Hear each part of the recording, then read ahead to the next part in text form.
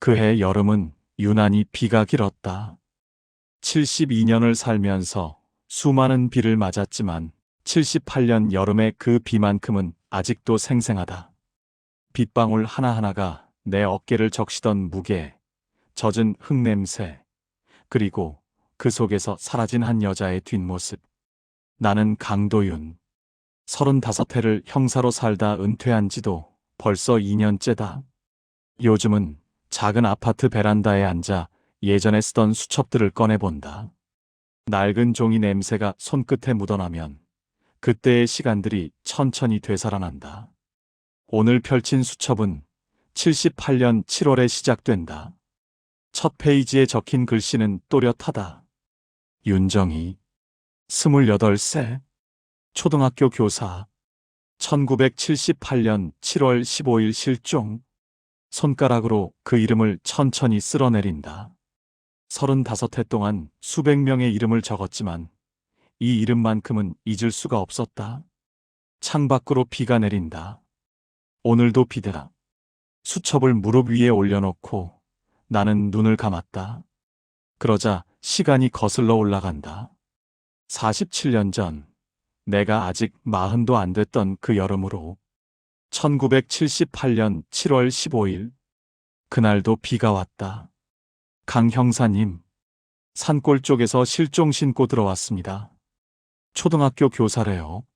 사흘째 연락이 안 된답니다. 파출소 최순경이 우산도 없이 뛰어와 말했다. 나는 담배를 끄고 일어섰다. 사흘이면 짧지 않은 시간이다. 차로 1시간 반을 달렸다. 포장도 안 된 산길. 비는 거세게 쏟아졌다. 창밖 풍경은 온통 회색이었다.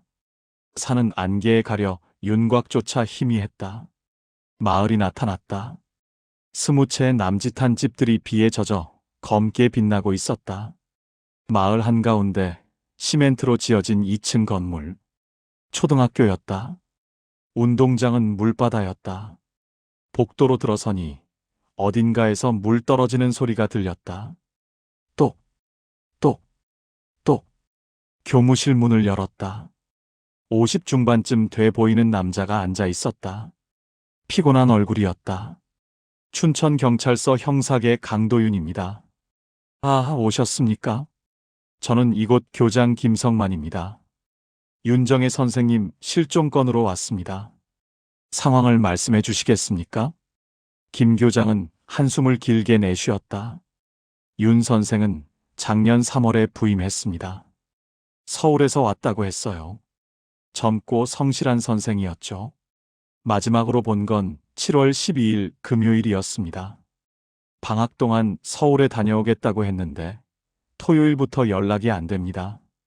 하숙집에 찾아갔더니 사흘 전부터 안 들어왔다고 하더군요. 하숙집 방은 확인해 보셨습니까? 예. 짐은 그대로 있었습니다. 다만 신발과 우산이 없었어요. 신발과 우산, 어딘가로 나간 것이다. 윤 선생님과 가까웠던 사람이 있습니까? 한 아이하고는 유난히 가까웠습니다. 3학년 민지호라는 남자아이예요. 편부 가정아이인데 윤 선생이 특별히 신경을 많이 썼어요. 일주일 전쯤 지호 아버지가 학교로 찾아와 고함을 질렀습니다. 왜 남의 집 자식 일에 참견하냐고. 그 이후로 윤 선생이 많이 침울해 보였어요.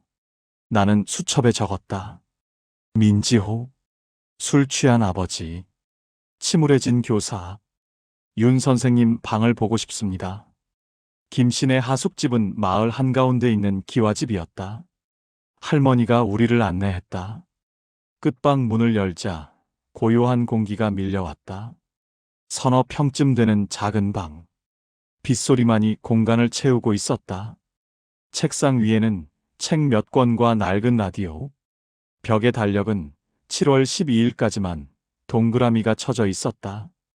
옷장을 열었다. 베이지색과 회색의 수수한 옷들. 책상 서랍에는 필기도구, 동전, 그리고 어머니가 보낸 편지들이 있었다. 정희야, 잘 지내고 있니? 산골 생활이 힘들진 않은지 엄마는 늘 걱정이란다. 마지막 서랍을 열었다. 검은색 노트, 일기장이었다. 1977년 3월 2일. 오늘 처음 이 마을에 왔다. 서울을 떠나온 지 사흘째. 여기는 정말 세상 끝 같다. 하지만 그래서 좋다. 아무도 나를 모르는 곳. 아무도 내 과거를 묻지 않는 곳. 나는 페이지를 넘겼다. 학교 이야기, 아이들 이야기. 담담하지만 쓸쓸한 문장들. 몇 달 후의 일기에서 한 아이 이름이 등장하기 시작했다. 1977년 11월 8일. 민지호라는 아이가 있다. 점심시간에 도시락을 열어보니 밥만 덩그러니 들어있었다. 반찬이 하나도 없었다. 1978년 1월 20일. 지호 아버지는 술을 많이 드신다고 한다. 아이 얼굴에 가끔 멍이 있는 게 신경 쓰인다.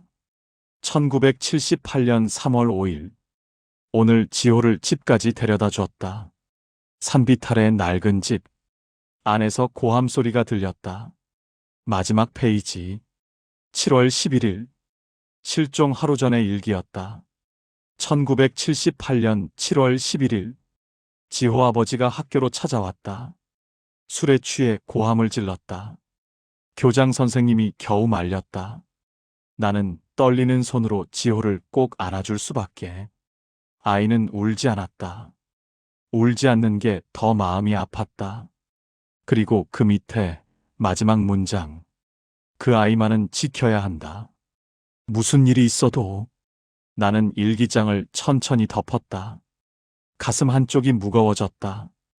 이 여자는 무엇을 지키려 했던 걸까? 창밖에서 천둥 소리가 들렸다. 마을 끝자락 산길을 올라갔다. 10분쯤 걸었을까? 산비탈에 기울어진 듯한 집이 보였다.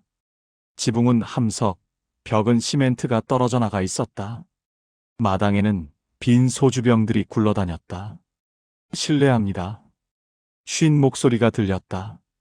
문이 열리며 40대 중반쯤 돼 보이는 남자가 나왔다. 머리는 헝클어져 있었고 술 냄새가 났다. 춘천경찰서에서 나왔습니다. 윤정혜 선생님 실종 건으로 여쭤보고 싶습니다. 남자의 얼굴이 굳었다. 그 여자가 뭐? 나는 학교 일엔 관심 없소. 일주일 전에 학교에 가셨다고 들었습니다. 남의 집 자식 일에 왜 참견하냐고 한 말 했을 뿐이요. 우리가 애를 굶기는 것처럼 만들자소. 지호는 어디 있습니까? 지호야, 나와봐라. 작은 아이가 나왔다. 10살쯤. 마른 몸에 큰 눈. 눈에는 두려움이 서려 있었다. 안녕, 지호야. 윤 선생님 마지막으로 본 게 언제였니? 방학식 날이요. 작은 목소리였다. 그때 선생님이 뭐라고 하셨니? 아이는 아버지를 흘끗 쳐다봤다. 방학 잘 보내라고 하셨어요. 다른 말은 없었니? 아이는 고개를 저었다. 하지만 뭔가 숨기고 있는 것 같았다. 아버지 앞에서는 말하지 못할 것 같았다. 알았어. 고마워, 지호야. 나는 아이의 머리를 쓰다듬으려다 말았다. 아이가 움찔했기 때문이다. 산길을 내려오며 생각했다. 윤정희는 왜 사라졌을까? 사라질 수밖에 없는 이유가 있었던 걸까? 그날 저녁 파출소에서 묵었다. 비는 밤새 내렸다. 다음 날 아침 비는 그쳤지만 하늘은 여전히 무겁게 드리워져 있었다. 파출소 뒷방에서 잠을 청했지만 깊이 잠들 수 없었다. 자꾸 윤정희의 일기가 떠올랐다. 그 아이만은 지켜야 한다. 그 문장이 밤새 머릿속을 맴돌았다. 새벽부터 일어나 수첩을 펼치고 지금까지 파악한 내용을 다시 훑어봤다. 윤정희, 28살, 서울 출신. 1년 전 이 산골 마을에 왔다. 조용하고 성실했다. 하지만 과거에 대해서는 입을 다물었다. 민지호라는 아이를 유난히 아꼈다. 실종 일주일 전 아이 아버지와 학교에서 충돌했다. 뭔가 연결되는 듯 하면서도 보이지 않았다. 퍼즐 조각들이 흩어져 있는 것 같았다. 아침 일찍 파출소를 나와 마을을 걸었다. 이슬에 젖은 풀들이 신발을 적셨다. 골목길 처마 밑에서 닭들이 모이를 쪼고 있었다. 어디선가 된장찌개 끓는 냄새가 났다. 평화로운 아침이었다. 하지만 이 평화 속에 누군가의 부재가 있었다. 마을 어귀 구멍가게 앞에 할머니 몇 분이 모여 앉아 있었다. 나를 보자 수군거렸다. 어제도 본 할머니들이었다. 실례합니다. 어제 배웠던 형사입니다. 머리에 하얀 수건을 두른 할머니가 고개를 끄덕였다. 아, 왔구만이라. 윤 선생 찾았나? 아직입니다. 몇 가지 더 여쭤보고 싶어서 왔습니다. 할머니들이 자리를 비켜주었다. 나는 그들 옆에 쪼그리고 앉았다. 윤 선생님이 이 마을에 처음 왔을 때 기억하십니까? 할머니들이 서로를 쳐다봤다. 그럼, 작년 3월이었지. 버스에서 내렸는디 짐이 별로 없더라고. 큰 가방 하나랑 손가방 하나. 그게 다였어. 표정이 어땠습니까? 글쎄다. 피곤해 보였어. 먼 길을 왔다고 그랬지. 근디 뭔가 달아나는 것처럼 보이더라고. 다른 할머니가 거들었다. 맞아. 나도 그 생각했어. 자꾸 뒤를 돌아보고 그랬거든. 누가 쫓아오는 것처럼. 혹시 남자 관계는 없었습니까? 남자친구나 연인 같은? 할머니들은 고개를 저었다. 그런 건 못 봤어. 편지도 어머니한테서 오는 것밖에 없었고. 한 번은 우체부가 그러더라고. 윤 선생한테 오는 편지는 늘 같은 사람 거라고. 평소에 어디 자주 가셨습니까? 산책이나 외출할 때요. 산책은 자주 했지. 주말마다 산길로 올라갔어. 혼자서. 한 번은 저녁 늦게까지 안 돌아와서 마을 사람들이 찾으러 갔었지. 그때 어디 계셨습니까? 산 중턱 바위에 앉아 있더라고. 해 지는 거 보고 있었대. 미안하다고 하면서 눈물 글썽이더라고. 나는 수첩에 적으며 계속 물었다. 마을 사람들하고는 어떻게 지내셨습니까? 조용했어. 인사는 잘했는디 깊이 사귀진 않았지. 장 보러 올 때도 필요한 것만 사고 빨리 돌아갔어. 가끔 마을 행사 같은 거 있으면 나왔는디 구석에 앉아서 일찍 들어가고 그랬어. 혹시 이상한 행동을 하신 적이 있습니까? 평소와 다르게요. 할머니들이 잠시 생각에 잠겼다. 그러더니 한 할머니가 입을 열었다. 한 달 전쯤이었나? 장에서 우연히 만났는디 멍하니 서 있더라고. 부르니까 깜짝 놀라면서 미안하다고 했어.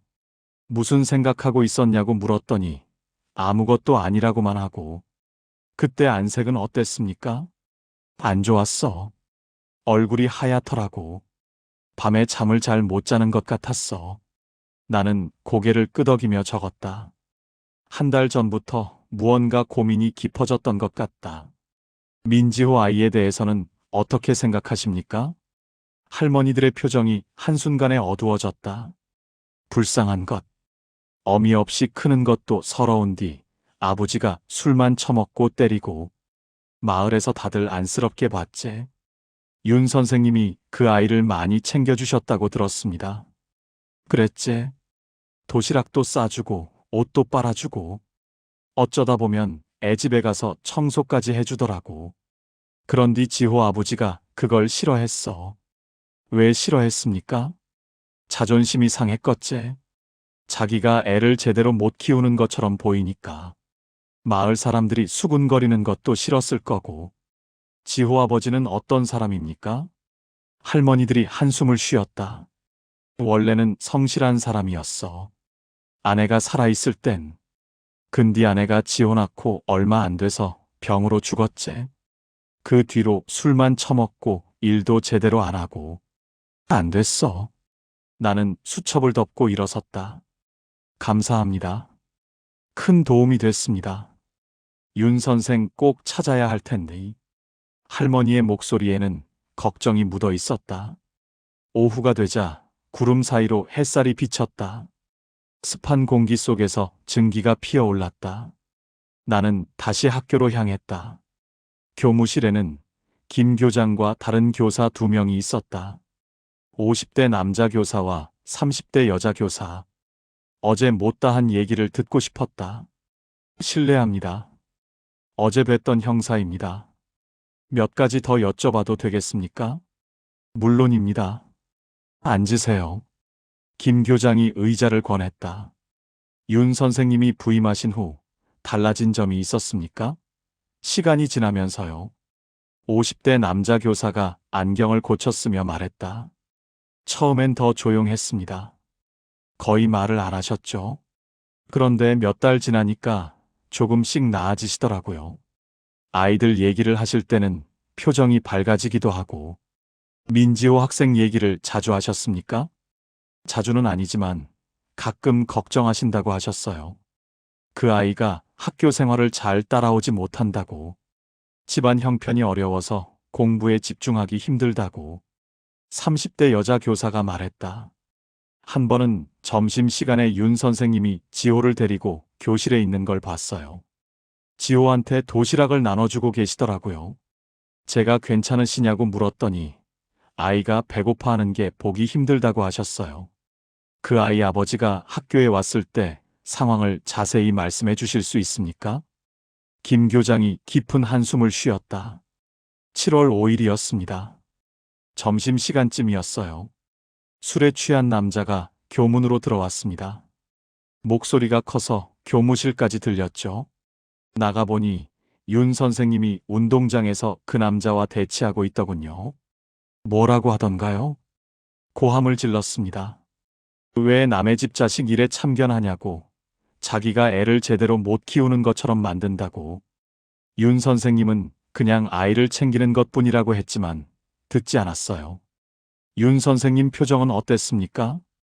겁에 질린 것 같았습니다. 얼굴이 새하얗더군요. 제가 중간에 나서서 그 남자를 진정시키고 돌려보냈습니다.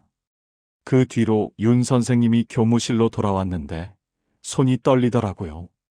그 일 이후로 윤 선생님이 달라지셨습니까? 예. 많이 침울해지셨어요. 웃는 일도 거의 없고 혼자 생각에 잠겨 있는 시간이 많았습니다. 괜찮으시냐고 여쭤봐도 괜찮다고만 하시고. 나는 수첩에 적으며 물었다. 방학식 날 특이한 점은 없었습니까? 여자 교사가 대답했다. 방학식이 끝나고 오후 2시쯤이었어요. 저는 먼저 퇴근하려고 가방을 챙기고 있었는데 윤 선생님이 교무실 창가에 서 계시더라고요. 운동장을 내다보고 계셨어요. 무엇을 보고 계셨습니까? 아이들이었어요. 방학식이 끝나고 집에 가는 아이들. 민지호도 보였어요. 혼자 터덜터덜 걸어가더라고요. 윤 선생님 표정이 왠지 작별 인사를 하는 것 같았어요. 작별 인사요? 네. 마지막으로 보는 것처럼. 그때는 그냥 느낌이었는데 지금 생각하니 정말 그랬던 것 같아요. 나는 고개를 끄덕였다. 윤정희는 그때 이미 떠날 결심을 한 것이다. 혹시 윤 선생님이 개인적인 물건을 정리하는 모습을 보신 적이 있습니까? 교사들이 서로를 쳐다봤다. 방학식 전날이었나? 윤 선생님이 책상 서랍을 정리하시더라고요. 서류 몇 개를 버리고 계셨어요. 무슨 서류였습니까? 잘 모르겠습니다. 멀리서 봐서요. 하지만 편지 봉투 같은 것도 있었던 것 같아요. 나는 교무실을 나왔다. 복도를 걸으며 생각을 정리했다. 윤정희는 일주일 전부터 떠날 준비를 하고 있었다. 물건을 정리하고 민지호에게 편지를 쓰고 운동장에 나가 벤치에 앉았다. 하늘은 여전히 흐렸지만 비는 오지 않았다. 운동장 한쪽 물웅덩이에 참새 몇 마리가 물을 마시고 있었다. 그때였다. 학교 정문 쪽에서 작은 그림자가 나타났다. 천천히 다가오는 걸 보니 아이였다. 민지호였다. 아이는 나를 보고 잠시 멈칫했다. 도망갈까 망설이는 것 같았다. 나는 일어나지 않고 그냥 앉아 있었다. 손짓으로 가까이 오라고 했다. 아이는 천천히 다가왔다. 그리고 내 옆에 섰다. 가까이서 보니 얼굴이 더 작고 말랐다. 옷은 낡았고 구멍이 나 있었다. 지호야, 혹시 나 만나러 온 거니? 아이는 고개를 끄덕였다. 저기, 아저씨. 응? 선생님, 찾으실 수 있어요? 아이의 목소리는 떨렸다. 눈에는 두려움과 기대가 뒤섞여 있었다. 최선을 다해 볼게. 혹시 내가 아는 거 있니? 선생님이 어디 간다고 하셨거나 뭔가 말씀하신 거 있니? 아이는 한참을 망설였다. 입술을 깨물며 무언가 고민하는 것 같았다. 그리고 천천히 주머니에 손을 넣었다. 작은 봉투를 꺼냈다. 구겨지고 손때 묻은 하얀 봉투였다. 이거 선생님이 주셨어요. 내 심장이 빠르게 뛰기 시작했다. 나는 조심스럽게 봉투를 받았다. 봉투 겉면에는 지호에게라고 쓰여 있었다. 윤정희의 글씨체였다. 일기장에서 본 그 글씨체. 언제 받았니? 방학식 날이요. 집에 가기 전에 교실에서 주셨어요. 뭐라고 하셨니? 아이는 눈을 내리깔았다. 아무 말씀도 안 하셨어요. 그냥 이거 주시면서 꼭 읽으라고만 하셨어요. 그리고 미안하다고 하셨어요. 여러 번. 미안하다고. 미안하다. 왜 미안하다고 했을까? 나는 봉투를 천천히 열었다. 안에는 편지지 한 장이 들어 있었다. 조심스럽게 펼쳤다. 편지를 읽는 동안 가슴이 먹먹해졌다. 이것은 작별 인사였다. 윤정희는 떠날 계획을 세우고 사랑하는 제자에게 마지막 인사를 남긴 것이다.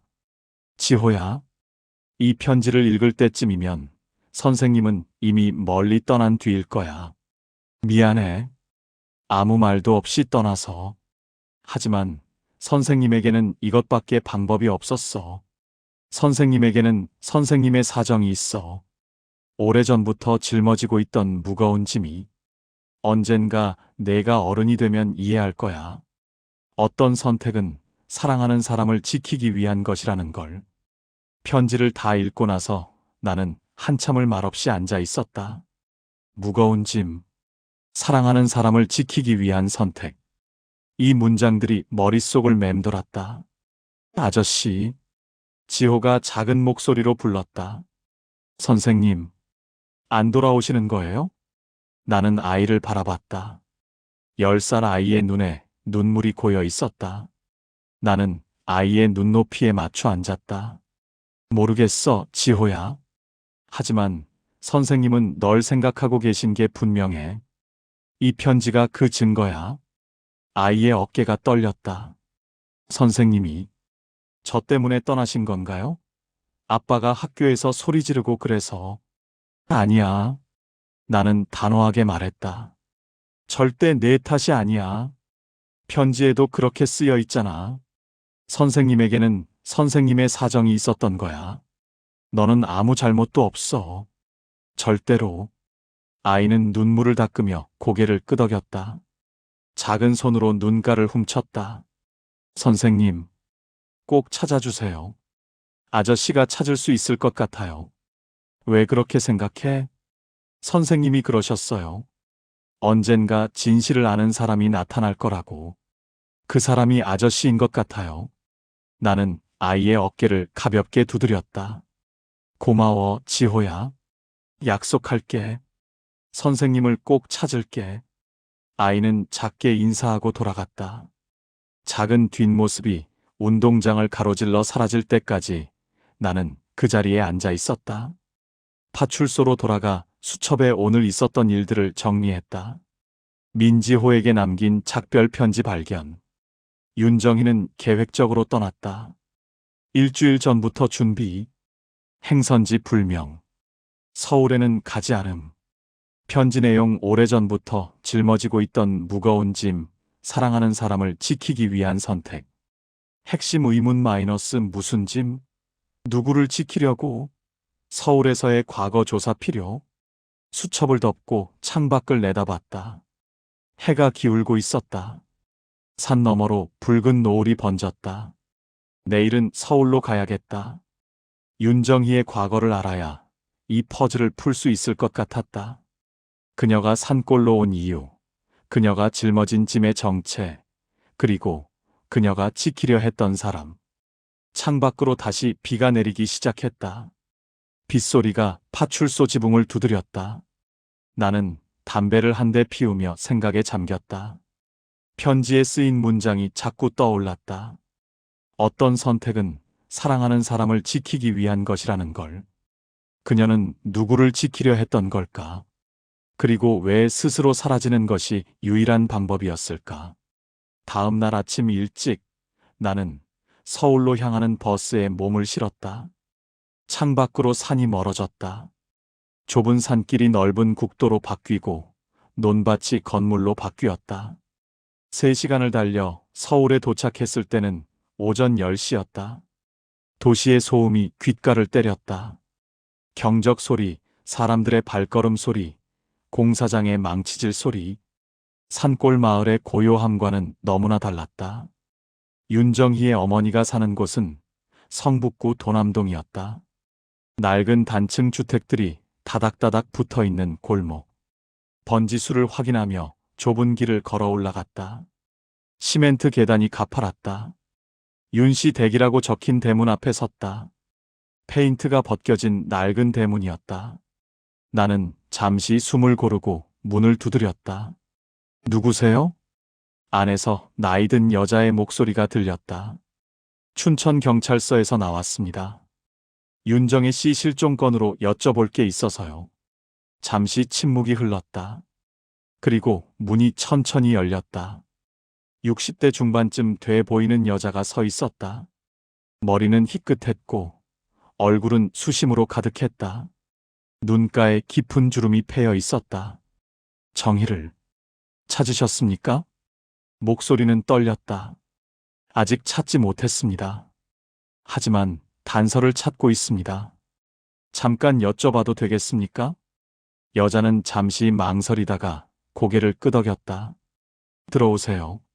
작은 마당을 지나 안방으로 들어갔다. 방은 좁았지만 깨끗했다. 벽에는 가족 사진이 몇 장 걸려 있었다. 그중 한 장에 젊은 여자가 있었다.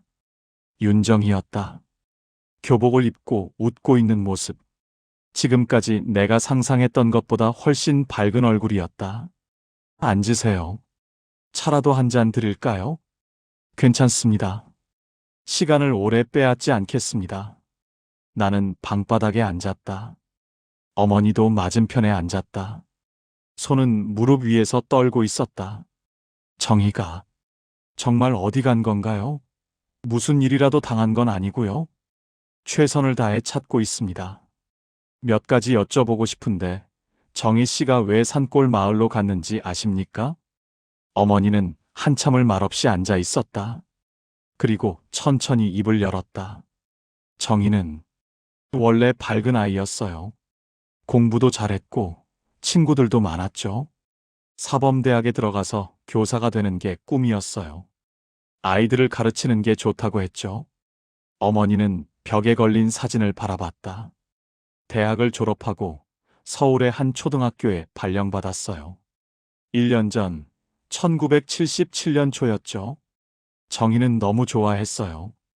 드디어 꿈을 이뤘다고. 매일 학교에서 있었던 일을 신나게 얘기했어요. 그런데 왜 산골로 갔습니까?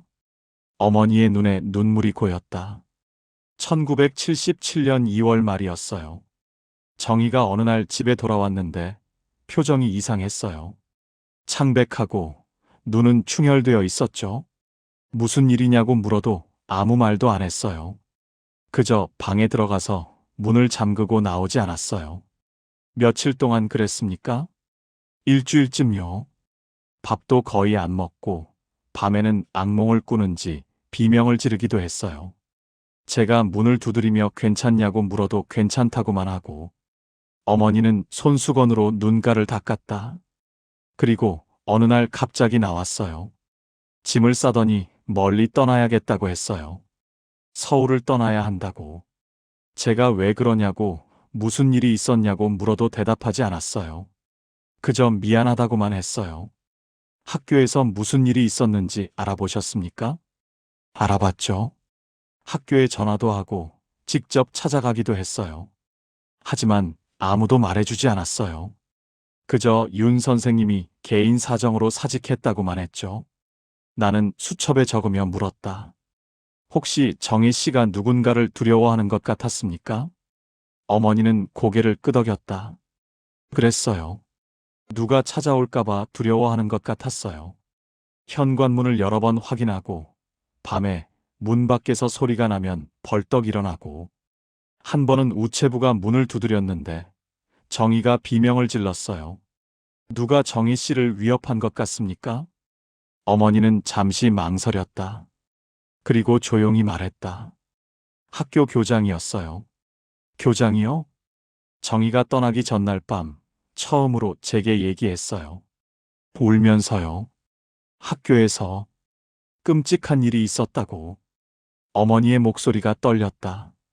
교장이 정희를 괴롭혔어요. 처음엔 그냥 불러서 차 마시자고 하더니 점점 선을 넘기 시작했대요. 술자리에 불러내고 집까지 따라오고 정희가 거절하니까 화를 냈대요. 나는 수첩에 빠르게 적었다. 그래서 어떻게 됐습니까? 정희가 교육청에 신고하려고 했대요. 하지만 교장이 알아차렸죠.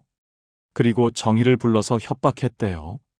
신고하면 정희가 학생을 때렸다고 거짓 증언을 하겠다고. 증인도 있다고. 다른 교사들이 다 자기 편이라고. 어머니는 흐느끼기 시작했다. 정희는 어쩔 수 없었어요. 신고해도 이길 수 없을 것 같았대요. 오히려 정희만 나쁜 교사로 낙인 찍힐 것 같았고. 그래서 도망친 거예요. 서울에서 멀리 아무도 자기를 모르는 곳으로. 나는 한참을 말없이 앉아 있었다. 가슴이 답답했다. 26살의 젊은 교사가 겪었을 두려움과 절망이 느껴졌다. 그 교장 이름이 뭡니까? 잘 모르겠어요. 정희가 말하지 않았어요. 그냥 교장이라고만 했죠. 어느 학교였습니까?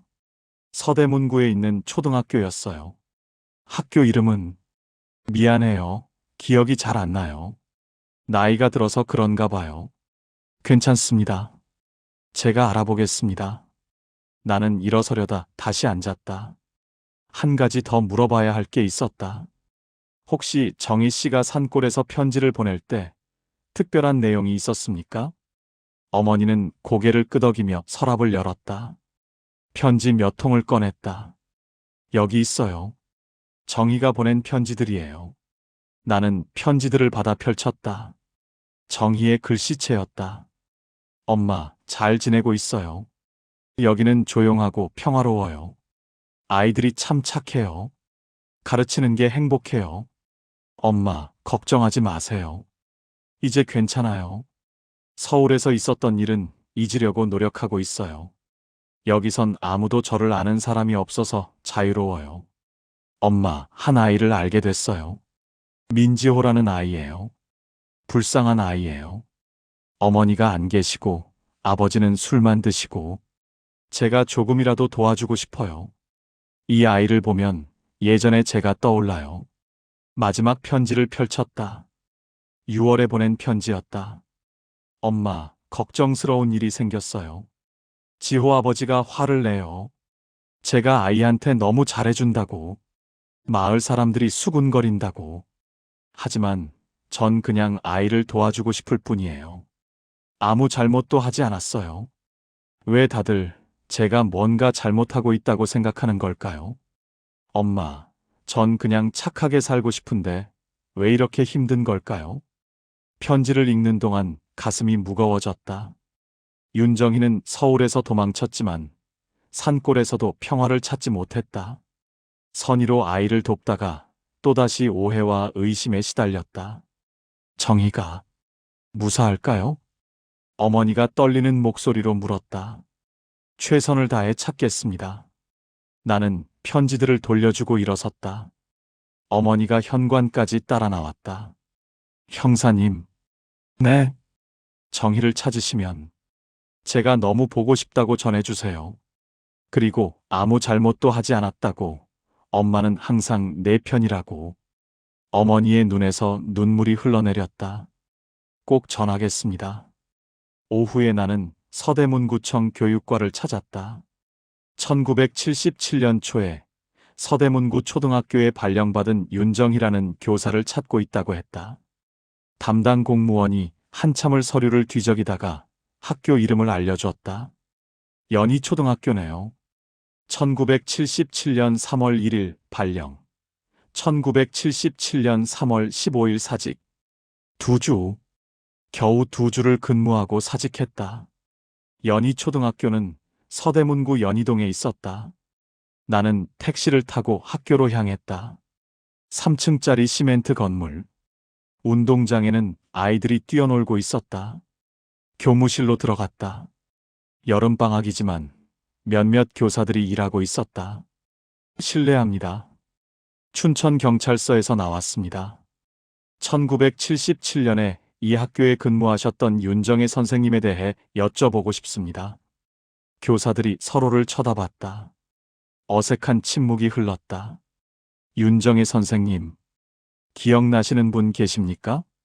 한 남자 교사가 조심스럽게 입을 열었다. 제가 그때 여기 있었습니다. 하지만 자세한 건 잘 모릅니다. 짧게 계셨으니까요. 그때 교장 선생님은 지금도 계십니까? 교사들의 표정이 굳었다. 아니요. 그분은 1977년 여름에 퇴임하셨습니다. 지금 어디 계십니까? 잘 모르겠습니다.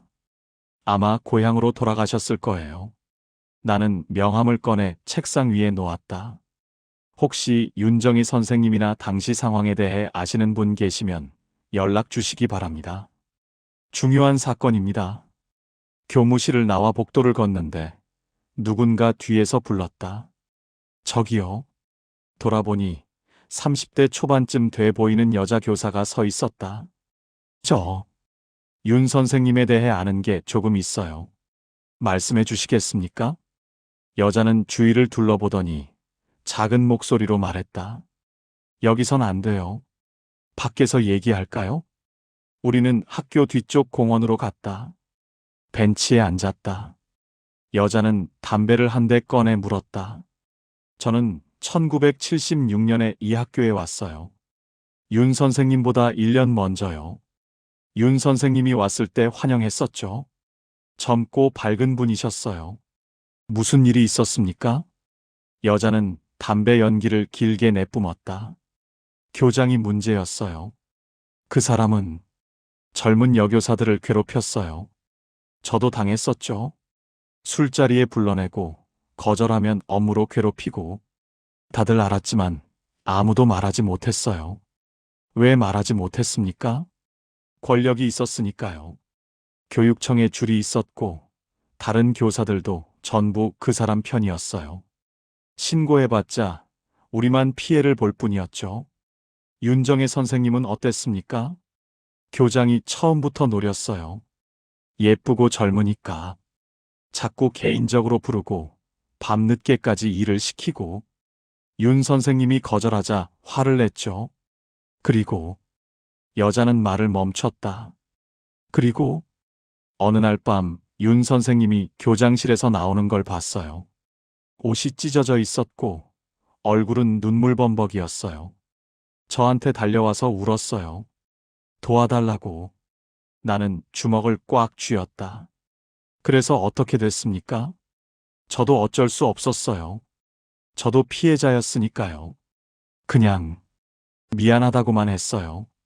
윤 선생님은 다음 날 사직서를 냈어요. 그리고 사라졌죠. 그 교장은 지금 어디 있습니까? 모르겠어요. 퇴임하고 소식이 없어요. 아마 서울에 없을 거예요. 나는 한참을 말없이 앉아 있었다. 분노가 치밀어 올랐다. 한 젊은 여자의 인생을 망친 자가 아무 처벌도 받지 않고 유유히 사라졌다는 사실에. 혹시 그때 윤 선생님이 뭐라고 하셨습니까? 그냥 죽고 싶다고 했어요. 이렇게 사는 게 의미가 없다고. 하지만 동시에 살아야 한다고도 했어요. 언젠가 저런 사람들이 벌을 받는 걸 봐야 한다고. 여자는 담배를 비벼 끄고 일어섰다. 윤 선생님, 괜찮으신 거죠? 찾고 있습니다. 찾으시면 제가 미안했다고 전해주세요. 그때 도와주지 못해서. 여자는 고개를 숙이고 돌아갔다. 서울에서 춘천으로 돌아오는 버스 안에서 나는 창밖을 바라봤다. 해가 지고 있었다. 붉은 노을이 하늘을 물들이고 있었다. 윤정희의 과거가 조금씩 드러났다. 그녀는 서울에서 끔찍한 일을 겪었다. 꿈꾸던 교사 생활이 악몽으로 바뀌었다. 그리고 도망쳤다. 세상 끝 같은 산골 마을로. 하지만 그곳에서도 평화를 찾지 못했다. 선의로 아이를 돕다가 또다시 오해받고 의심받았다. 그리고 사라졌다. 어떤 선택은 사랑하는 사람을 지키기 위한 것. 편지에 쓰인 그 문장이 이제 조금 이해가 됐다. 그녀가 지키려 했던 사람. 그것은 민지호였을지도 모른다. 자신 때문에 아이가 더 이상 고통받지 않도록 자신이 사라지는 것을 선택한 것일지도. 하지만 여전히 의문은 남았다. 그녀는 어디로 갔을까? 정말 스스로 떠난 걸까? 아니면 누군가에게 해를 입은 걸까? 버스가 춘천에 도착했을 때는 밤 9시였다. 다시 마을로 가는 차를 타고 산길을 올라갔다. 어둠 속에서 마을의 불빛들이 하나둘 보이기 시작했다. 파출소에 도착해 오늘 알아낸 내용을 수첩에 정리했다. 윤정희의 서울 과거 확인. 1977년 2월 연희초등학교 교장에게 성폭행 피해. 신고 불가능. 3월 중순 사직 후 도주.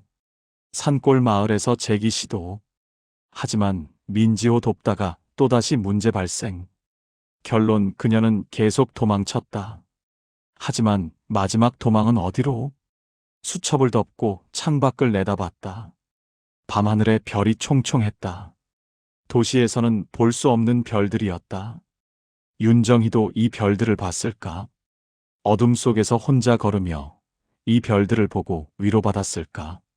나는 담배를 한 대 피우며 생각했다. 내일은 다시 숲을 수색해야겠다. 혹시 그녀가 남긴 흔적이 있을지도 모른다. 그리고 왜 스스로 사라지는 것이 유일한 방법이었을까? 다음 날 아침, 비는 완전히 그쳤다. 일주일 만에 처음으로 맑은 하늘이었다. 파출소 박순경과 함께 마을 뒷산으로 향했다. 윤정희가 자주 산책했다는 그 길이었다. 형사님, 이 길로 가면 됩니다. 마을 사람들이 윤 선생님이 자주 여기 왔다고 하더라고요. 좁은 산길이었다. 양쪽으로 나무들이 빽빽했다. 땅은 여전히 질퍽했다. 일주일 동안 내린 비로 흙이 푹 꺼졌다. 10분쯤 걸었을까? 길이 두 갈래로 갈라졌다. 왼쪽은 산 정상으로, 오른쪽은 계곡 쪽으로 이어졌다. 어느 쪽으로 가셨을까요? 둘 다 가봐야겠습니다. 먼저 계곡 쪽부터. 오른쪽 길로 접어들었다. 경사가 급했다. 나무 뿌리가 드러나 있어 조심해서 걸어야 했다. 물소리가 점점 가까워졌다. 저기 계곡이 보입니다. 박순경이 앞서가며 말했다. 작은 계곡이었다. 물은 많이 불어 있었다. 바위 위로 하얀 물줄기가 세차게 흘렀다. 나는 계곡 주변을 천천히 둘러봤다. 풀숲, 바위 틈, 나무 아래. 혹시 단서가 있을까 싶어서였다. 하지만 아무것도 없었다. 계곡 아래쪽도 살펴봅시다. 계곡을 따라 내려갔다. 물은 마을 쪽으로 흘러갔다. 바위에 이끼가 끼어 미끄러웠다. 조심스럽게 한 발 한 발 내디뎠다. 그때였다. 바위 틈에서 뭔가 반짝였다. 잠깐만요. 나는 바위 쪽으로 다가갔다. 쪼그리고 앉아 손을 뻗었다. 작은 금속 물체가 바위 틈에 끼어 있었다. 조심스럽게 꺼냈다. 목걸이였다. 가는 금색 체인에 작은 십자가 펜던트가 달려 있었다. 체인 한쪽이 끊어져 있었다. 형사님, 이게 뭡니까? 목걸이입니다. 여자용 목걸이. 나는 목걸이를 햇빛에 비춰봤다. 펜던트 뒷면에 뭔가 새겨져 있었다. 작은 글씨였다. 눈을 가늘게 뜨고 읽었다. 정희에게. 힘들 때 기도하렴. 엄마가. 심장이 빠르게 뛰었다. 윤정희의 목걸이였다. 어머니가 준 목걸이. 박순경, 주변을 더 찾아봅시다. 다른 것도 있을지 모릅니다. 우리는 계곡 주변을 샅샅이 뒤졌다. 풀을 헤치고 바위를 들추고 나무 아래를 살폈다. 30분쯤 지났을까? 형사님, 여기요. 박순경이 계곡 상류 쪽에서 소리쳤다. 뛰어갔다. 순경이 가리킨 곳에 진흙 바닥이 있었다. 그리고 그 위에 신발 자국이 남아 있었다. 신발 자국입니다. 자세히 들여다봤다. 작은 발자국이었다. 여자 구두 자국 같았다. 윤정희가 신고 나간 검은 구두의 자국일지도 모른다. 한 사람 것만 있습니까? 아니요. 여기 큰 발자국도 있습니다. 박순경이 옆을 가리켰다. 정말로 큰 발자국이 있었다. 남자 신발 자국이었다. 운동화나 작업화 같았다. 두 사람의 발자국. 여자와 남자. 윤정희와 누군가. 발자국이 어디로 이어집니까? 발자국을 따라갔다. 계곡을 건너 반대편 숲으로 이어졌다. 점점 희미해지다가 바위지대에서 끊겼다. 더 이상 없네요. 이 방향은 어디로 이어집니까? 산 깊숙한 곳입니다. 사람이 잘 안 가는 곳이에요. 나는 목걸이를 주머니에 넣고 수첩을 꺼냈다. 계곡에서 윤정희의 목걸이 발견. 체인 끊어짐. 여자 구두 자국과 남자 신발 자국 발견. 두 사람이 함께 있었음. 발자국은 산 깊은 곳으로 이어짐. 더 깊이 들어가 봅시다. 형사님, 위험할 수 있습니다. 그쪽은 사람이 안 다니는 곳이라. 괜찮습니다. 조심하면 됩니다. 바위지대를 넘어 숲 깊숙이 들어갔다. 나무가 더 빽빽해졌다. 햇빛이 잘 들지 않아 어두웠다. 축축한 흙냄새와 썩은 나뭇잎 냄새가 났다. 한참을 걸었다. 숲은 점점 깊어졌다. 새소리만 들렸다. 발밑에서 나뭇가지가 부러지는 소리가 크게 울렸다. 형사님, 저기. 박순경이 앞쪽을 가리켰다. 나무 사이로 무언가 보였다. 가까이 가자 작은 공터가 나타났다. 그리고 그 한가운데 무너진 돌무더기가 있었다. 저게 뭡니까? 옛날 산신당이었던 것 같습니다. 오래전에 무너진. 나는 돌무더기 주변을 살폈다. 풀이 우거져 있었다. 하지만 최근에 누군가 왔던 흔적이 보였다. 풀이 눌려 있었다. 돌무더기 뒤쪽으로 돌아갔다. 그곳에 작은 물건이 놓여 있었다. 다가가서 집어들었다. 손수건이었다. 하얀 손수건. 한쪽 구석에 자수로 이니셜이 새겨져 있었다. Y, J, H, 윤정희, 윤6-2. 손수건은 젖어 있었지만 깨끗했다. 최근에 여기 놓인 것 같았다. 형사님, 이건 윤정희의 물건입니다. 나는 주변을 더 살폈다. 돌무더기 옆 흙바닥에 뭔가 쓰여 있었다. 나뭇가지로 쓴 것 같았다. 비에 많이 지워졌지만 아직 읽을 수 있었다. 미안해요. 이것밖에 방법이 없었어요. 글씨체는 윤정희의 것이었다. 일기장에서 본 그 글씨체. 이게 무슨 뜻일까요? 박순경이 물었다. 유서입니다. 유서요? 그렇습니다. 윤정희는 여기서 스스로 목숨을 끊으려 했을지도 모릅니다. 나는 일어나 주변을 둘러봤다. 나무들, 돌무더기, 공터. 혼자 죽기에는 외롭고 쓸쓸한 곳이었다. 하지만 시신이 없습니다. 박순경이 말했다. 맞습니다. 시신이 없어요. 그럼 자살이 아닐 수도 있지 않습니까? 나는 고개를 끄덕였다. 여러 가능성이 있었다. 자살을 시도했지만 실패했거나 누군가 막았거나 아니면 애초에 자살이 아니라 다른 일이 있었거나. 일단 파출소로 돌아갑시다. 보고해야 합니다. 돌아오는 길은 더 무거웠다. 목걸이와 손수건이 주머니에서 무게를 더했다. 아니, 진짜 무거운 건 마음이었다. 윤정희는 여기까지 왔다. 혼자서 아니면 누군가와 함께. 그리고 무언가 일어났다. 하지만 무엇이 일어났는지는 알 수 없었다. 오후에 김 교장이 파출소로 찾아왔다. 발견한 물건들을 보여주자 얼굴이 창백해졌다. 이게 정말 윤 선생 것입니까? 목걸이 뒷면에 이름이 새겨져 있습니다. 손수건에도 이니셜이 있고요. 그럼 윤 선생이 정말 산에서. 김 교장은 말을 잇지 못했다. 아직 확실하지 않습니다. 시신을 찾지 못했으니까요. 하지만 상황이 좋지 않은 건 사실입니다. 수색대를 보내야 하지 않겠습니까? 춘천 본서에 요청하겠습니다. 내일 아침 수색대가 올 겁니다. 김 교장이 돌아간 후 나는 혼자 파출소에 남았다. 책상 위에 목걸이와 손수건을 올려놓고 한참을 바라봤다. 28살 젊은 여자. 꿈을 꾸다 짓밟혔다. 도망쳤지만 평화를 찾지 못했다.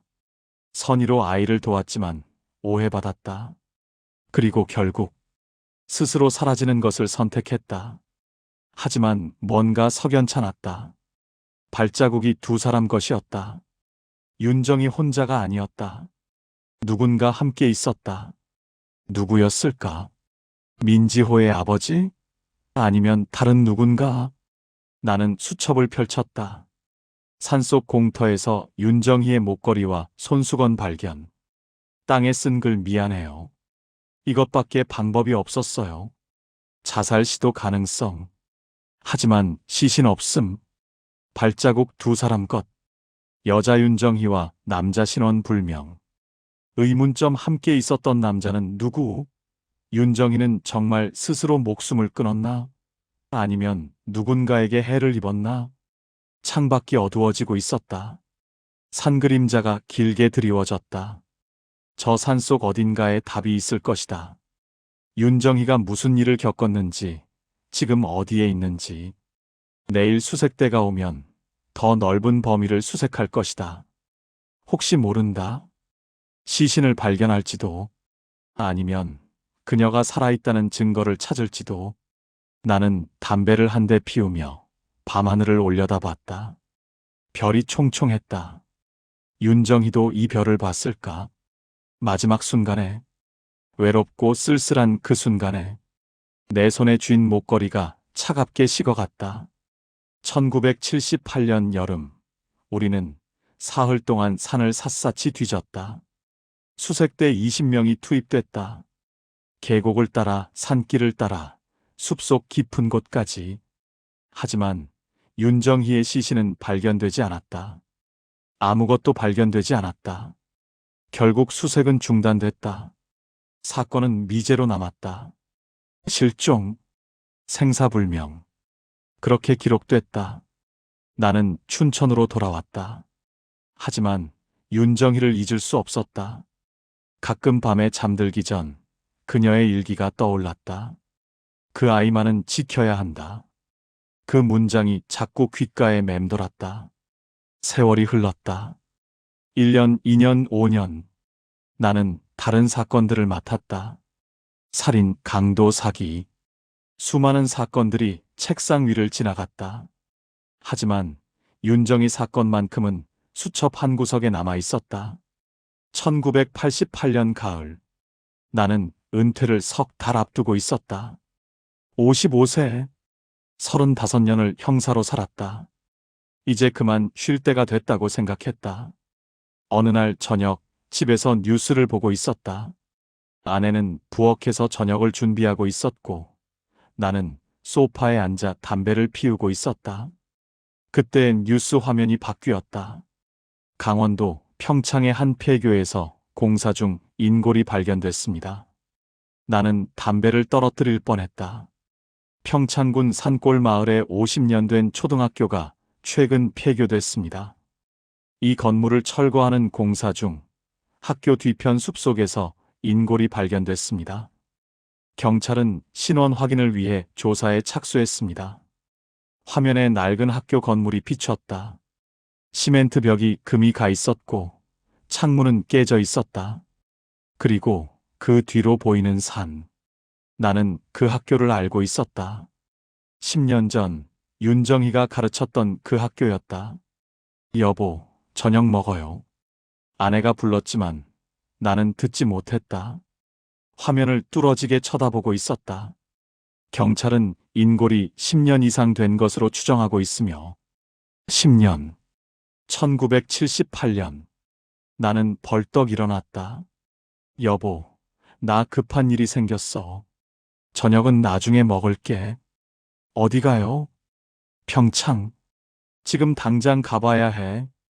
아내는 놀란 표정으로 나를 쳐다봤지만 나는 이미 재킷을 걸치고 있었다. 밤 10시에 차를 몰고 평창으로 향했다. 어두운 산길을 달렸다. 헤드라이트가 비추는 좁은 길. 10년 전 그 길이었다. 아무것도 변하지 않았다. 여전히 좁고, 여전히 외롭고, 여전히 어두웠다. 자정이 넘어서야 마을에 도착했다.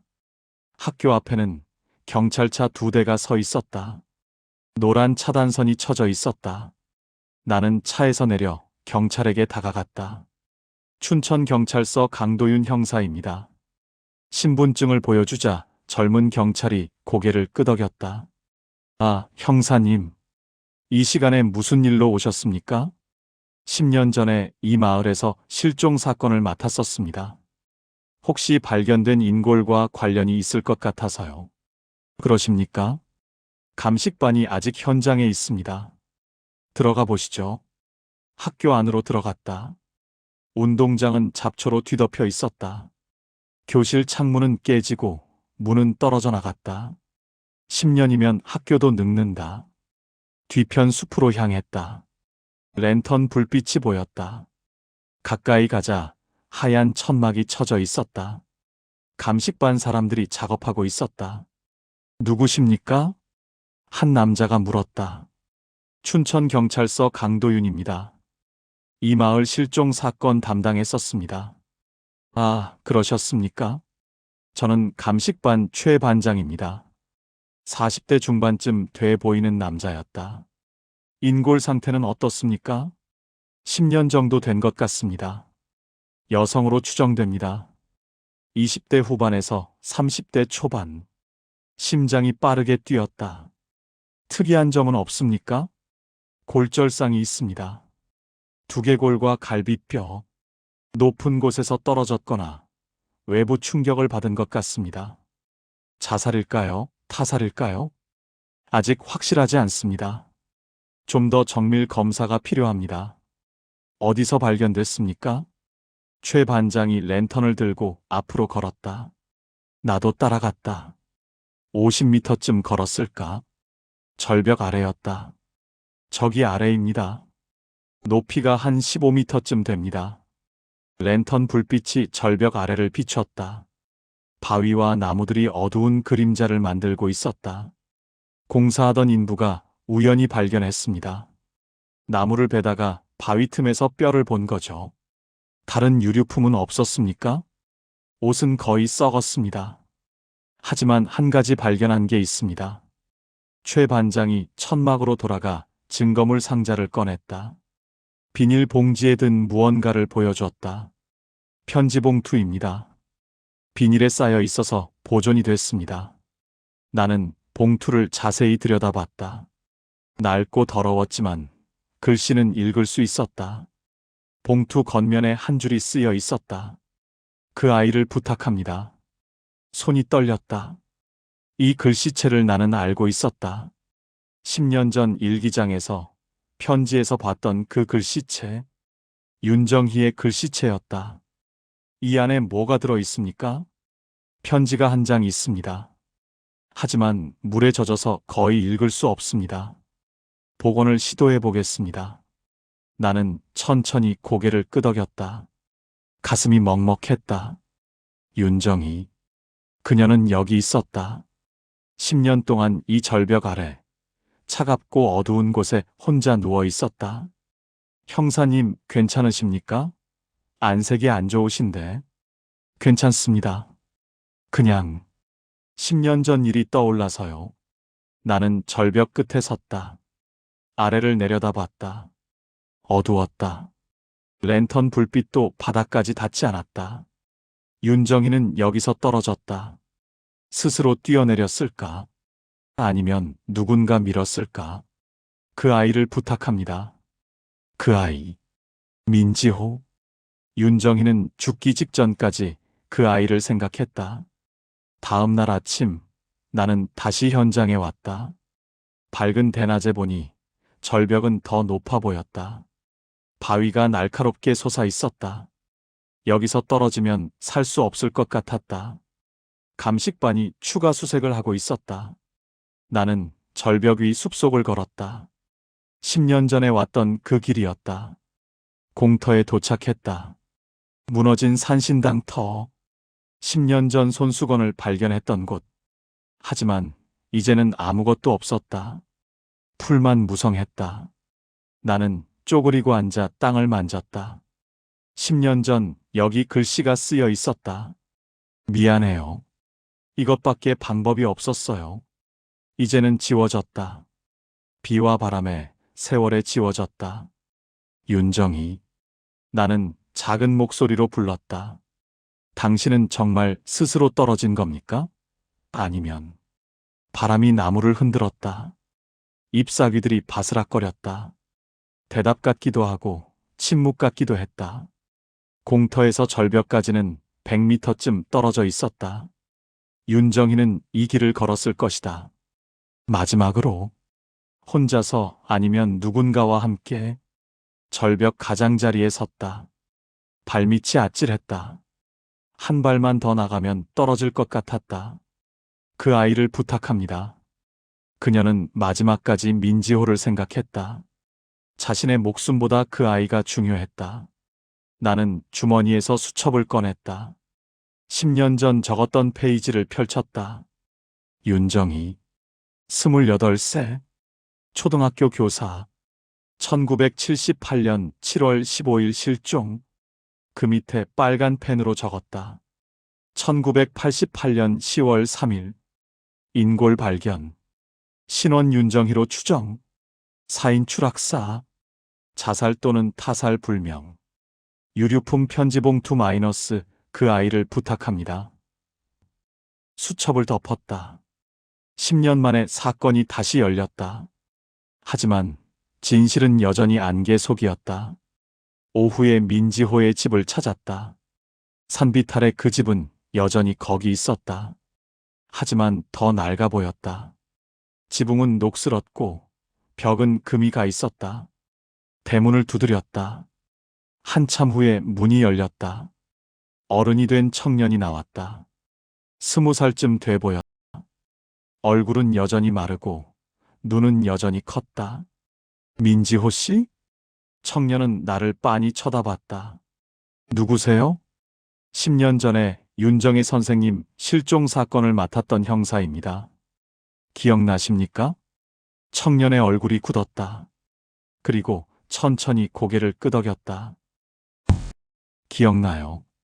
학교 운동장에서 만났던. 네. 잠깐 얘기할 수 있을까요?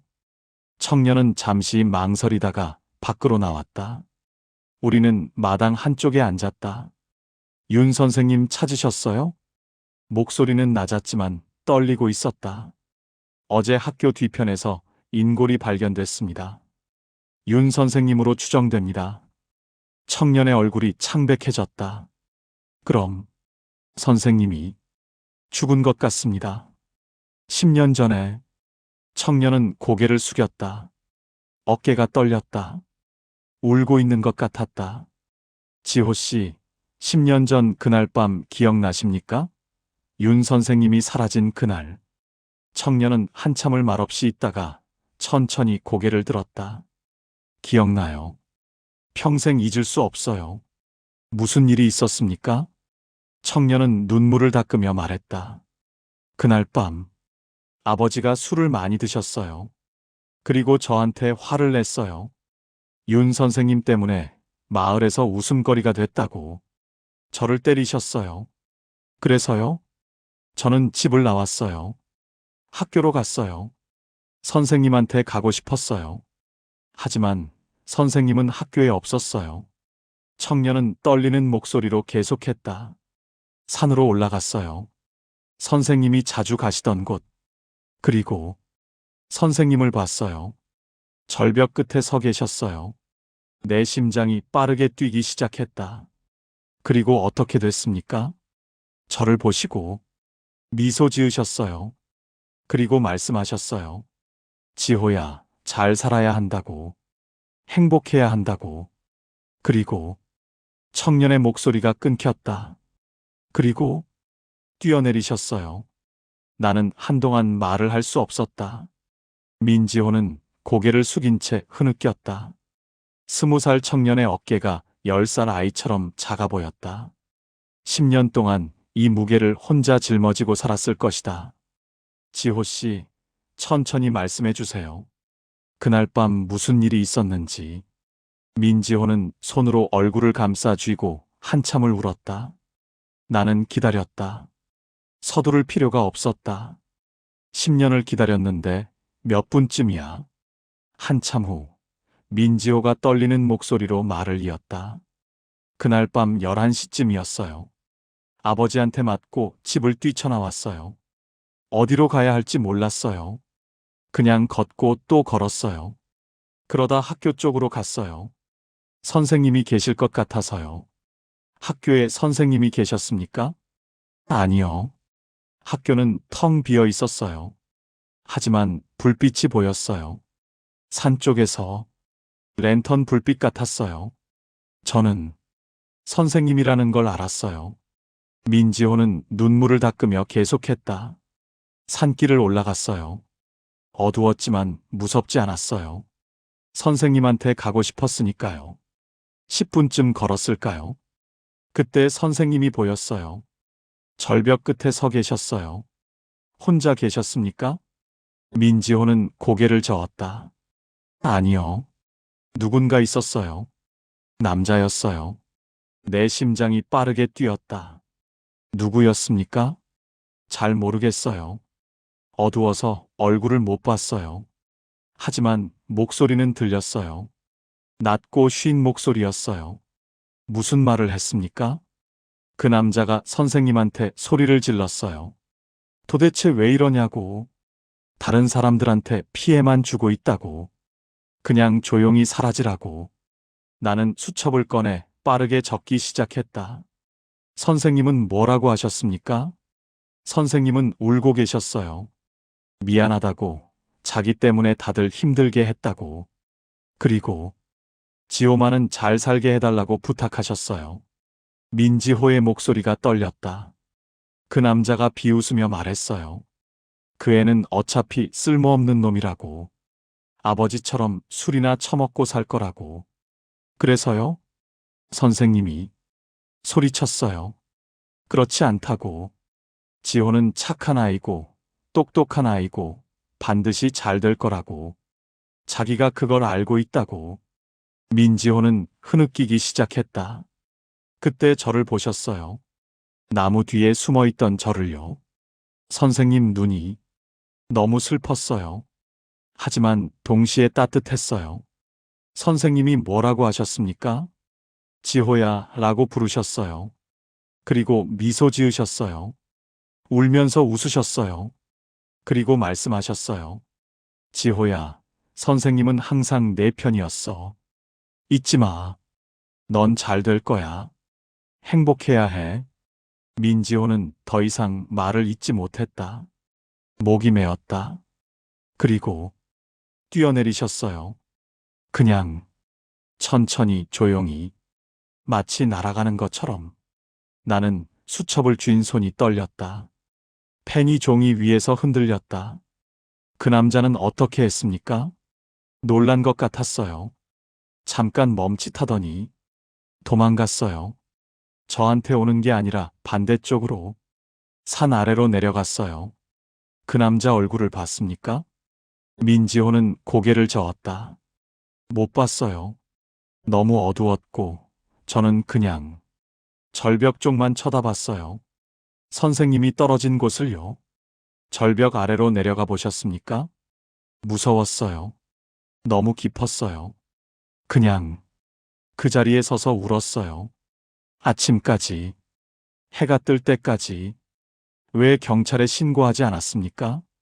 민지호는 고개를 들었다. 눈은 빨갛게 충혈돼 있었다. 무서웠어요. 제 잘못 같았어요.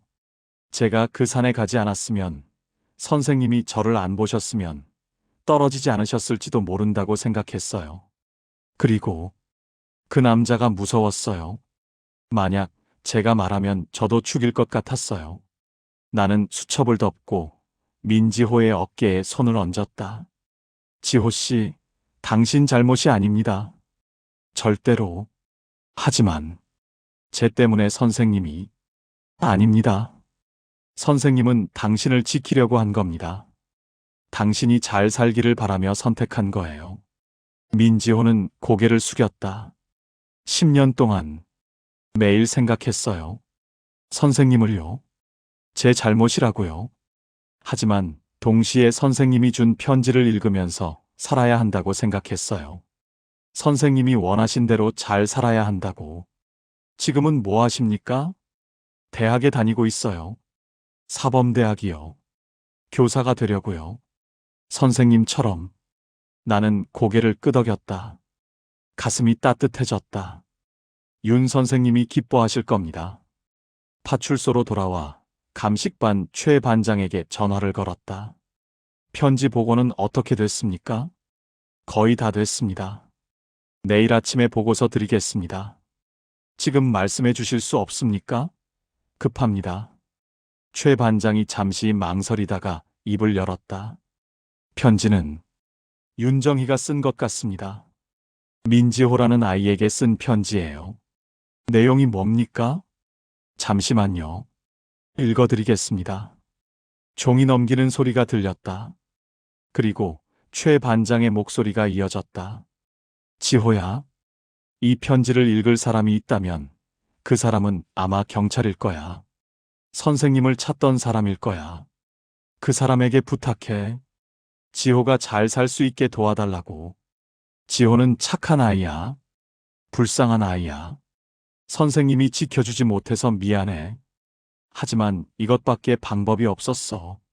선생님이 있으면 지호가 계속 괴롭힘을 당할 거야. 마을 사람들이 지호 아버지가 지호를 괴롭힐 거야. 선생님 때문에. 그래서 선생님은 사라지기로 했어. 이게 지호를 지키는 유일한 방법이야. 지호야, 선생님을 원망하지 마. 선생님은 행복했어. 너를 만나서, 너를 가르쳐서, 너의 선생님이어서. 잘 살아줘. 행복해줘. 그게 선생님이 바라는 전부야. 항상 사랑해. 윤정희. 전화기 너머로 침묵이 흘렀다. 나는 눈을 감았다. 눈물이 흘러내렸다. 55년을 살면서 35년을 형사로 일하면서 수많은 사건을 봤지만 이렇게 가슴 아픈 사건은 처음이었다. 형사님? 네. 감사합니다. 전화를 끊고 책상에 앉았다. 수첩을 펼쳤다. 마지막 페이지에 적었다. 1988년 10월 4일. 진실 확인. 윤정희는 민지호를 지키기 위해 스스로 목숨을 끊었다. 마을 사람들의 손가락질, 아버지의 학대로부터 아이를 지키기 위해. 자신이 사라지면 아이가 평화롭게 살 수 있다고 믿었다. 목격자 민지호. 현장에 함께 있던 남자의 정체는 불명. 하지만 그가 윤정희를 밀지는 않았다. 윤정희는 스스로 뛰어내렸다. 사건 종결 자살. 수첩을 덮었다. 하지만 마음 한구석은 여전히 무거웠다. 함께 있었던 그 남자는 누구였을까? 지호의 아버지였을까? 아니면 마을의 다른 누군가? 아니면 서울에서 온 누군가? 알 수 없었다. 그리고 어쩌면 알 필요도 없는지 모른다. 중요한 건 윤정희의 선택이었다. 그녀는 사랑했다. 한 아이를. 자기 목숨보다 더. 다음 날, 나는 다시 민지호를 찾았다. 편지 내용을 확인했습니다. 윤 선생님이 당신에게 남긴 마지막 메시지예요. 민지호에게 편지 내용을 말해줬다. 민지호는 울었다. 10년 동안 참았던 눈물을 다 쏟아내듯이. 선생님, 정말 저 때문에. 그렇습니다. 하지만 그건 사랑이었습니다. 희생이 아니라 선택이었어요. 선생님은 당신이 행복하기를 바랐어요. 민지호는 한참을 울다가 물었다. 형사님, 선생님 장례는 어떻게 되나요? 유골은 서울 어머니께 보내드릴 겁니다. 가족묘지에 모실 거예요. 제가 가봐도 될까요? 물론입니다. 선생님이 가장 보고 싶어 하실 사람이 당신일 겁니다. 며칠 후, 서울에서 윤정희의 장례식이 열렸다. 작은 장례식이었다. 어머니, 친척 몇 명, 그리고 민지호와 나. 민지호는 관 앞에 무릎을 꿇고 한참을 울었다. 선생님 죄송해요. 제가 잘 살지 못해서요. 제가 더 강했어야 했는데. 그럼 선생님이 이렇게까지 하지 않으셨을 텐데. 하지만 동시에 민지호는 말했다. 하지만 약속할게요. 이제부터는 잘 살게요. 선생님처럼 교사가 될 거예요. 그리고 저처럼 힘든 아이들을 도울 거예요. 선생님이 제게 해주셨던 것처럼. 윤정희의 어머니가 민지호를 안아줬다. 고맙습니다. 우리 정희가 당신을 사랑했어요. 당신이 잘 사는 게 정희가 바라는 거예요. 장례를 마치고 돌아오는 길, 나는 창밖을 바라봤다. 가을이었다. 나뭇잎이 붉게 물들어 있었다. 아름다운 계절이었다. 윤정희는 28배 죽었다. 너무 짧은 생이었다. 하지만 그녀는 남겼다. 사랑을, 희생을, 그리고 한 아이의 미래를. 민지호는 살 것이다. 잘 살 것이다. 그리고 다른 아이들을 도울 것이다. 윤정희의 사랑이 그렇게 이어질 것이다. 그날 밤, 나는 파출소에서 마지막 보고서를 작성했다. 윤정의 실종 사건. 1978년 7월 15일 발생. 1988년 10월 3일 유골 발견으로 종결. 사인 추락사. 판정 자살. 동기 제자 민지호를 보호하기 위한 선택. 윤정희는 자신의 존재가 민지호에게 고통을 준다고 판단.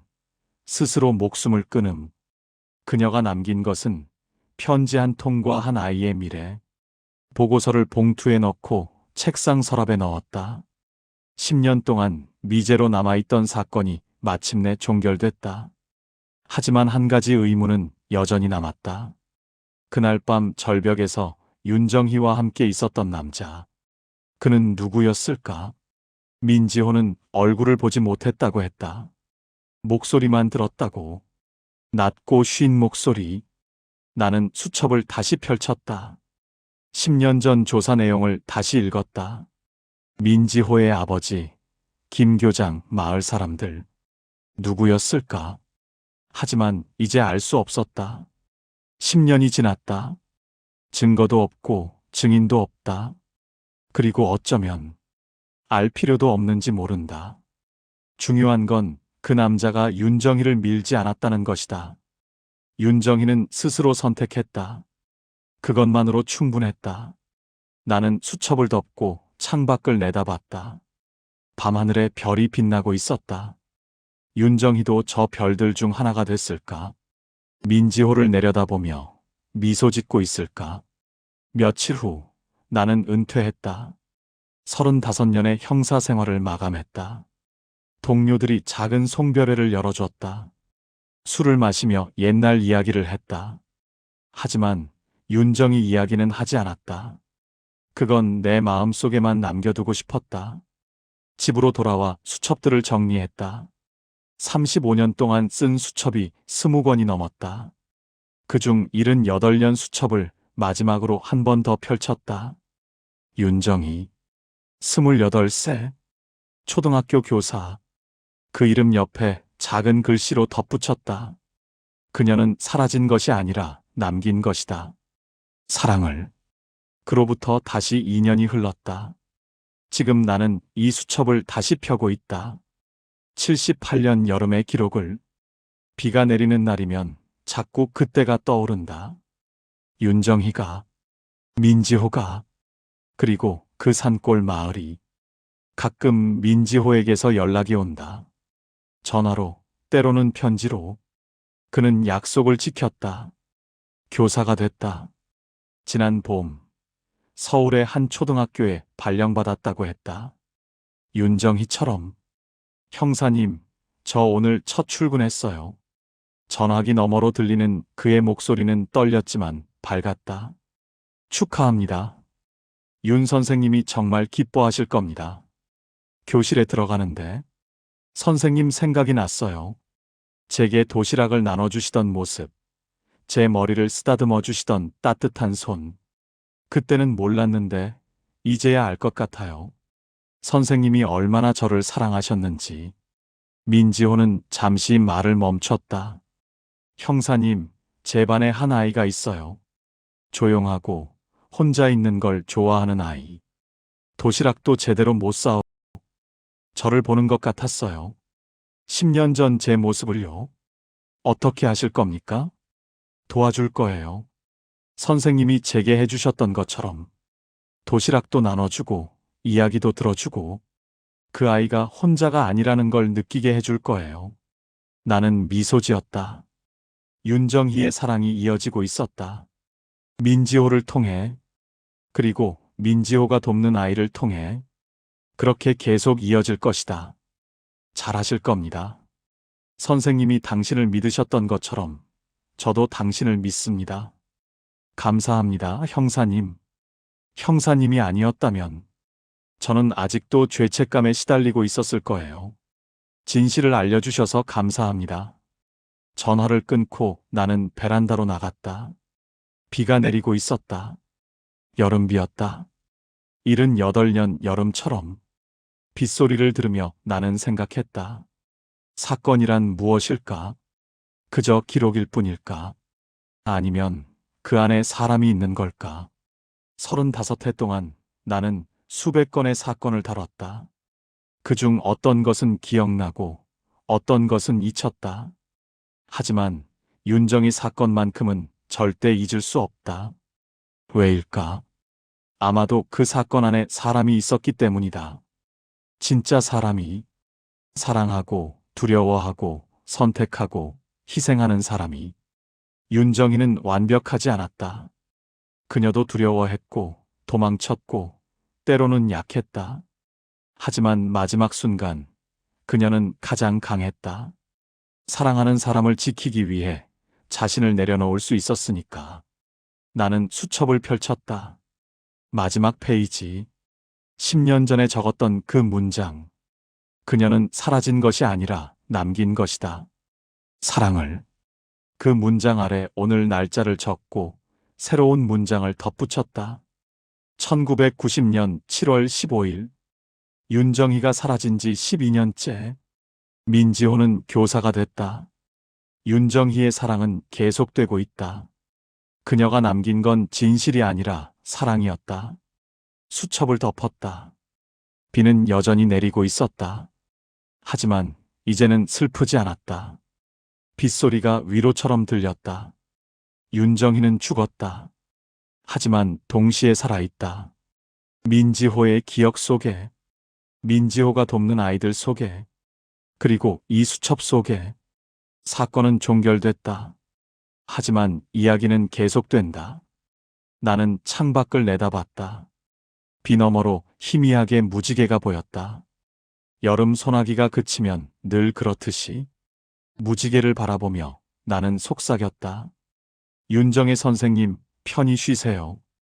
당신이 사랑했던 아이는 잘 자라고 있습니다. 당신이 바랐던 대로. 그리고 마지막으로 수첩을 서랍에 넣었다. 이제 정말 끝이었다. 사건도 조사도 기록도. 하지만 기억은 남는다. 언제까지나. 비 오는 날이면 떠올릴 것이다. 산골 마을의 여름을, 사라진 여교사를, 그리고 그녀가 남긴 사랑을. 베란다에 앉아 빗소리를 듣는다. 72년을 살면서 수많은 비를 맞았지만 이제 비는 더 이상 슬프지 않다. 빗소리는 이야기를 들려준다. 사라진 사람들의 이야기를, 남겨진 사람들의 이야기를. 형사로 산 35년.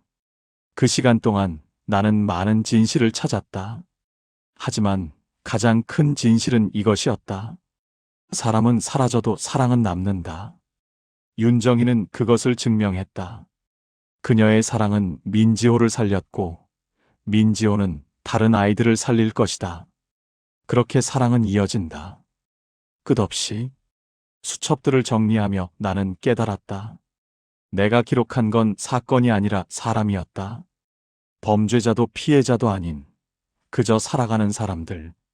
그들 모두가 누군가를 사랑했고 누군가에게 사랑받았다. 때로는 잘못된 방식으로, 때로는 아픈 방식으로. 하지만 그것도 사랑이었다. 윤정희처럼. 그녀의 선택이 옳았는지는 모르겠다. 어쩌면 다른 방법이 있었을지도 모른다. 하지만 그녀는 자기가 아는 유일한 방법을 선택했다. 사랑하는 사람을 지키기 위해. 그것으로 충분하다. 비가 그쳤다. 저 멀리 하늘이 개고 있다. 해가 구름 사이로 비친다. 나는 일어나 창문을 닫았다. 그리고 거실로 돌아왔다. 아내가 저녁을 준비하고 있었다. 딸이 전화를 걸어왔다. 손주 이야기를 한참 했다. 평범한 하루, 평범한 삶. 하지만 이 평범함 속에 윤정희의 이야기가 있다. 민지호의 이야기가 있다. 그리고 내가 만난 모든 사람들의 이야기가 있다. 그들은 내 기억 속에 살아있다. 수첩 속에 살아있다. 그리고 이야기 속에 살아있다. 밤이 깊었다. 잠자리에 들기 전 마지막으로 수첩을 꺼냈다. 첫 페이지를 펼쳤다. 윤정희, 28세, 초등학교 교사, 1978년 7월 15일 실종. 그 이름을 손가락으로 천천히 쓸어내렸다. 그리고 속삭였다. 감사합니다. 당신 덕분에 저는 배웠습니다. 진짜 사랑이 무엇인지, 진짜 희생이 무엇인지, 그리고 진짜 용기가 무엇인지. 수첩을 덮고 불을 껐다. 어둠 속에서 눈을 감았다. 그리고 마지막으로 생각했다. 그녀가 남긴 건 진실이 아니라 사랑이었다.